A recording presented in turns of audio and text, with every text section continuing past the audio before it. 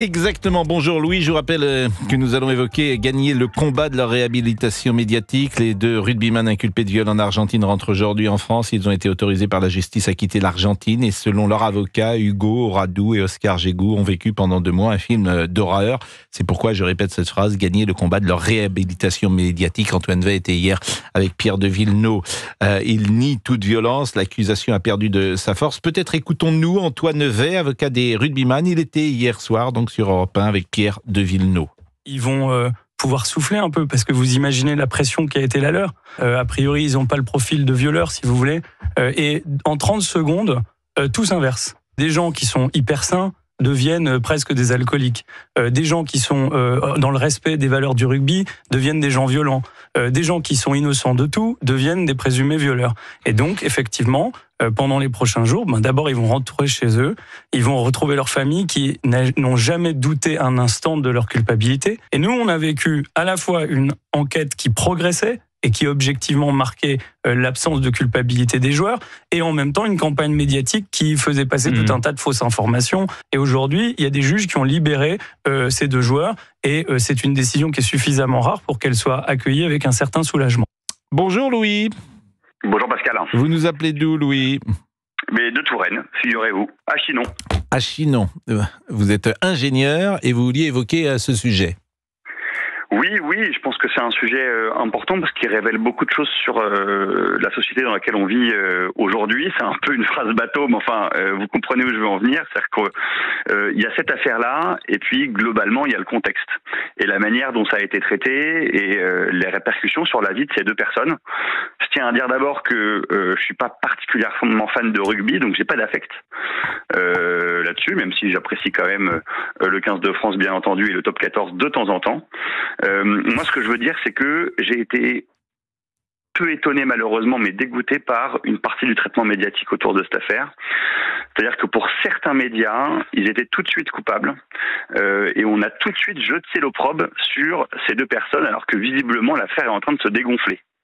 Voyez, ils sont toujours mis en examen, ils sont toujours mis en examen, faut le dire. Mais c'est vrai qu'on a le sentiment que vous dites, oui, je sais même pas s'ils seront jugés, parce qu'il y aura peut-être un non-lieu, tout simplement. C'est possible. Bon, mais je partage votre sentiment, c'est-à-dire qu'on a le sentiment, oui, on a l'impression qu'il n'y a plus grand-chose dans ce dossier. Alors du coup, moi je me pose 2 questions. La première, c'est est-ce que cette femme, si jamais, entendons-nous bien, si jamais il y a un non-lieu, est-ce qu'il va y avoir des suites? Est-ce qu'il va y avoir des répercussions pour elle? Parce que ça a eu des répercussions fortes sur la vie de ces des deux accusés. Et l'autre question que je me pose, c'est est-ce que tous les journaux, tous les médias qui ont publié des infos, des articles, etc., sur cette affaire et sur ces 2 joueurs, est-ce qu'ils publieront autant d'articles pour les blanchir? Est-ce que vous voyez où je veux en venir? Est-ce qu'il va y avoir cette balance? Est-ce qu'il va y avoir une sorte de contrepartie où on les a mis en cause dans des articles? Est-ce qu'on va en publier au moins autant pour les blanchir? Je suis pas sûr que... la réponse, vous la connaissez. C'est vrai que la presse là-dessus et tous ceux qui sont au cœur d'une affaire judiciaire le soulignent. C'est-à-dire que, surtout s'ils sont une personnalité, s'ils ont une personnalité médiatique. C'est-à-dire que quand ils sont mis en accusation, oui, vous avez raison, c'est grave. On va taper leur nom sur Google, vous tapez leur nom sur Google, vous avez que des articles sur accusés de viol, le viol en Argentine, etc. Est-ce que si demain, encore une fois... bien sûr que c'est grave, bien sûr, mais je suis d'accord avec vous. Mais alors ça serait... Qu'est-ce que vous proposez? Qu'est-ce que vous proposez? Mais à mon avis, alors je suis pas du genre à vouloir des lois à partir de faits divers, mais là ça fait quand même beaucoup de faits divers, on va dire ça comme ça. Moi je pense qu'il faudrait une loi, une règle, je sais pas quelle forme juridique, mais vous allez comprendre ce que je veux dire, où quand un journal a publié un article mettant en cause une personne, alors que, par exemple, ça n'avait pas été jugé, qu'il se trouve qu'il a été innocent derrière, etc., il doit publier avec le même référencement. Mais donc si c'était en première page, il faudrait que ce soit en première page. Je vais essayer de prendre un exemple très concret. Imaginez qu'un journal sportif ait mis en première page rugbyman 1, rugbyman 2 accusé de viol. Il faudrait qu'il publie en première page rugbyman 1 et rugbyman 2 sont innocents. Je pense que ça c'est extrêmement important, cette notion de proportionnalité entre la diffusion d'une information et son démenti. Vous voyez ce que je veux dire ? Tout à fait. Tout à fait, Voilà. et Je ça pense que peut... c'est important. tout à fait, ce sont des choses qu'on pourrait imaginer, effectivement, même si c'est pas l'usage. Mais c'est vrai qu'il y a la difficulté facile. aujourd'hui. La difficulté aujourd'hui, c'est que la presse, ça a peut-être toujours été le cas, mais j'ai l'impression que c'est plus radical aujourd'hui. Il y a des bonnes victimes et des mauvaises victimes, et il y a des bons accusés et des mauvais accusés. Et elle idéologise beaucoup de choses et beaucoup de sujets de société. C'est-à-dire c'est-à-dire, par exemple, lorsque vous avez cette petite Camilla, l'autre jour, qui est morte, de la même manière que les hommes politiques de droite réagissent, les hommes politiques de gauche ne réagissent pas, de la même façon, vous avez des journaux qui en parlent beaucoup et des journaux qui n'en parlent pas. Libération, tous ces journaux n'en parlent pas parce que ils ne veulent pas...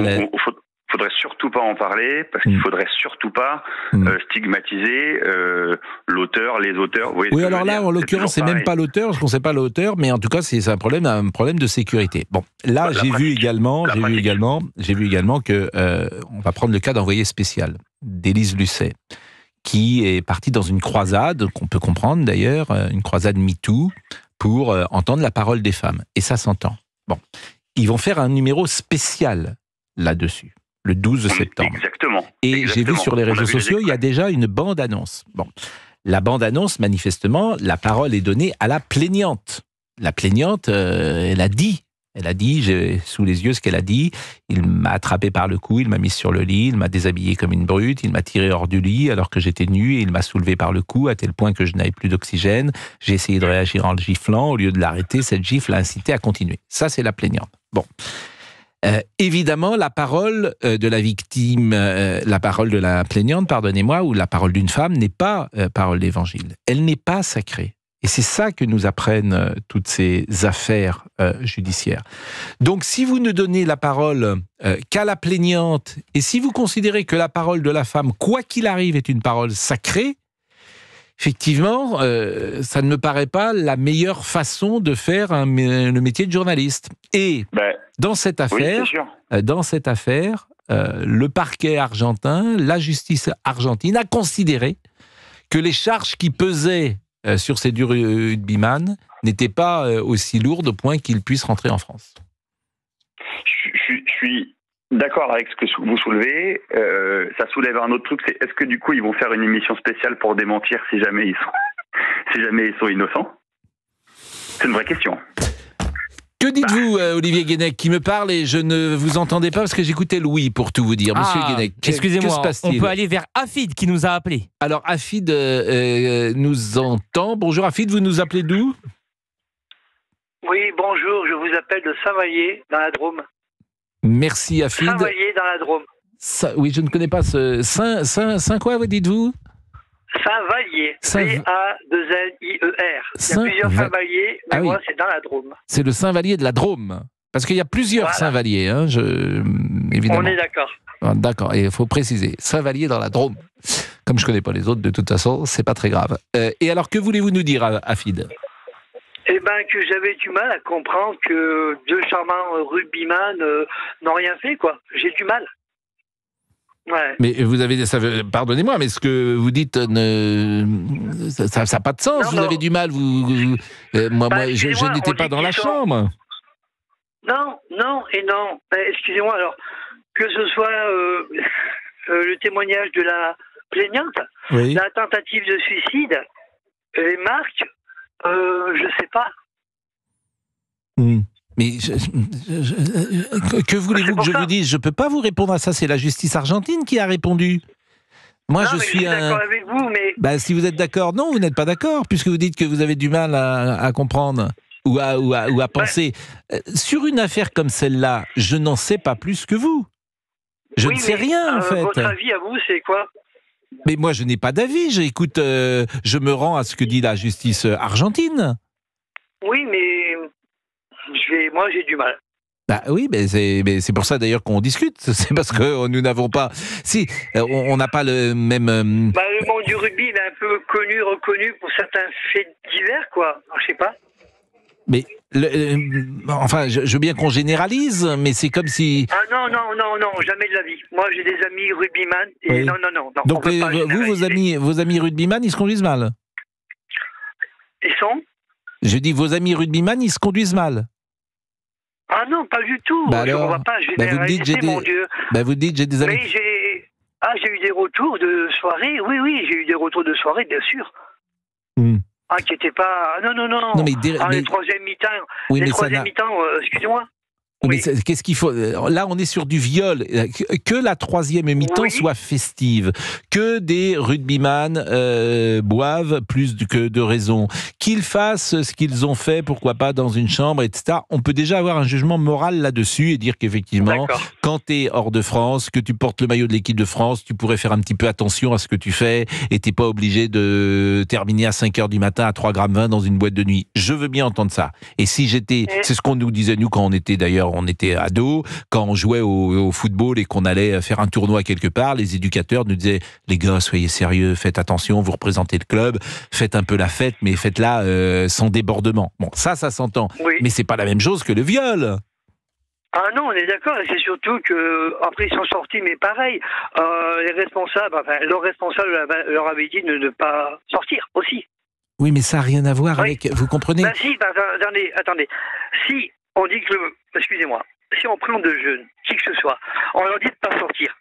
Et si les gars exécutent ce qu'on leur dit de faire, derrière, il n'y a pas d'histoire. Il n'y a pas ni d'histoire, ni d'agression, parce qu'ils ne sont pas sortis. Est-ce que vous comprenez? Ça, c'est comme tout. Ah oui, si on dit ne va pas à un endroit, si tu y vas et que t'arrives quelque chose, on t'avait dit de ne pas y aller. Vous comprenez? Après, je ne peux pas vous dire... Ce qui s'est passé vraiment. Il faut, dans ces cas-là, avoir, pardonnez-moi, l'attitude que je peux avoir de retenir votre jugement. Vous n'avez pas de jugement à avoir. Moi, je n'en sais rien. Si tout le monde juge ce qui se passe... si vous êtes d'accord, non, vous n'étiez pas d'accord au début. Donc, Non, je suis sensible. Et c'est vrai que du côté des femmes, j'ai toujours été là.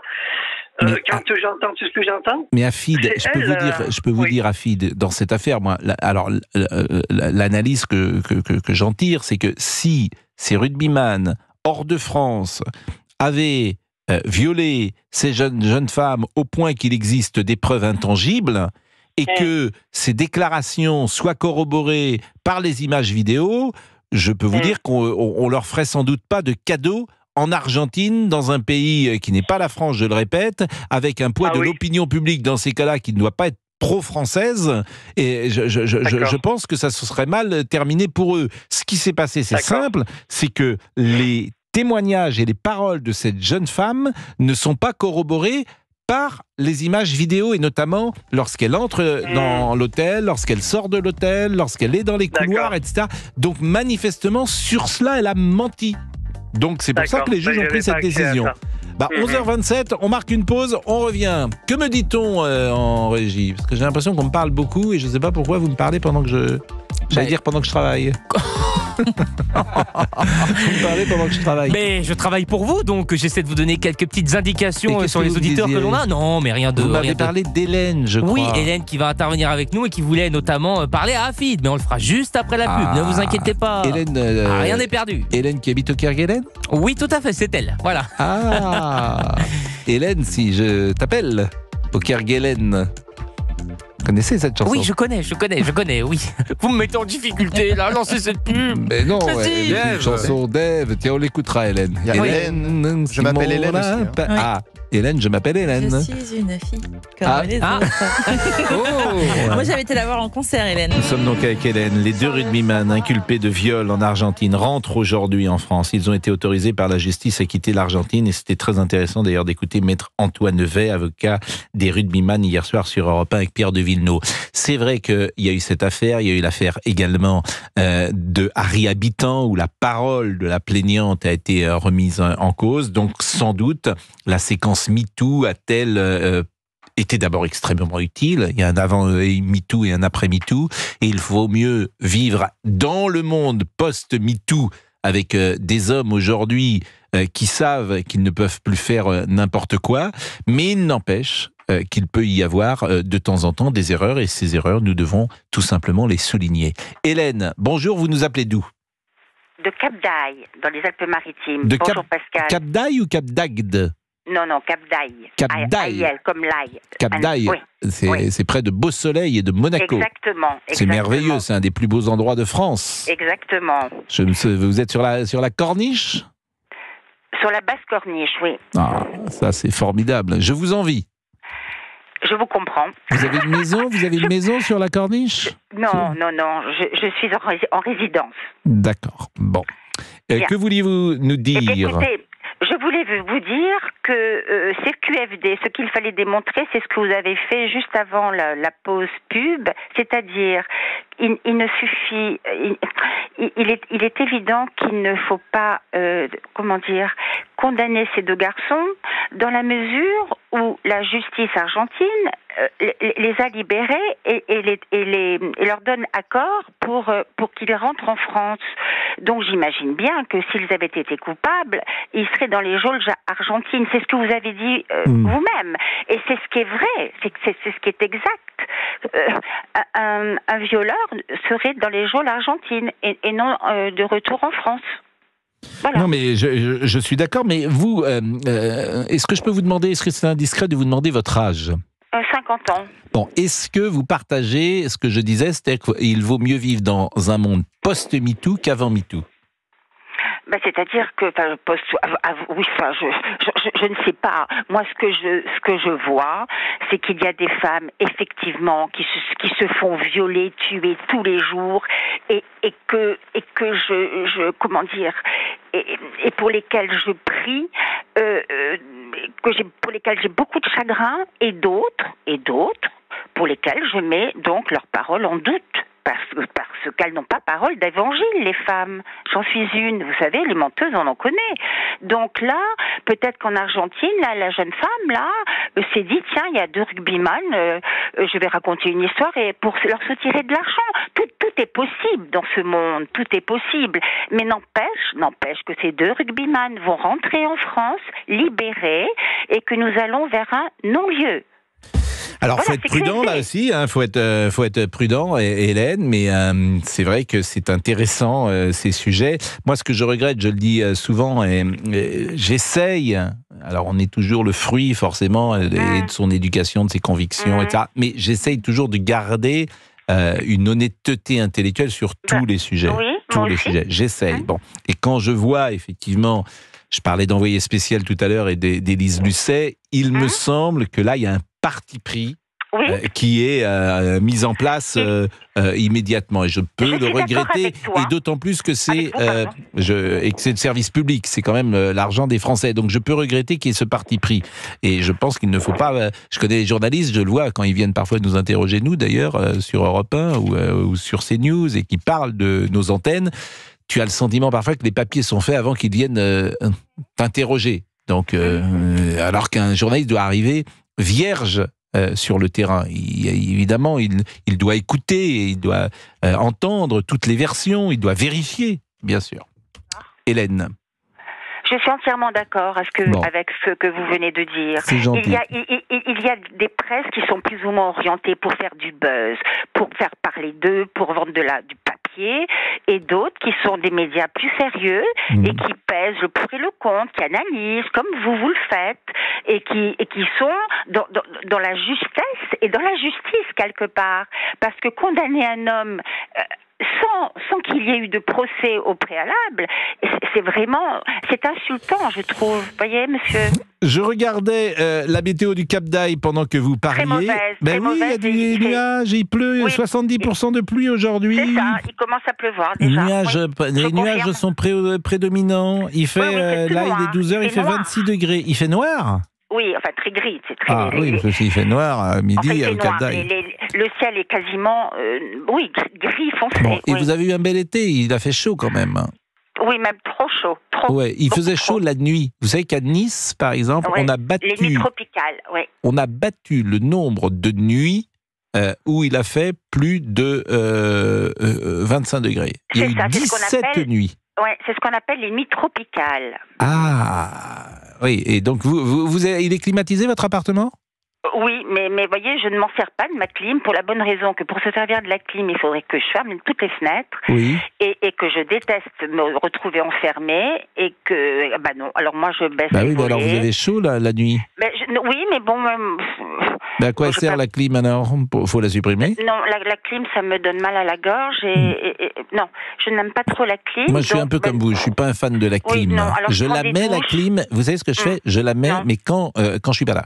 Et quand je rentre dans la pièce, voilà, je l'éteins. C'est une solution. Voilà, parce que je trouve que ça, quand je suis évidemment dans une maison, il y a la clim. Il a fait très très chaud ici et ailleurs.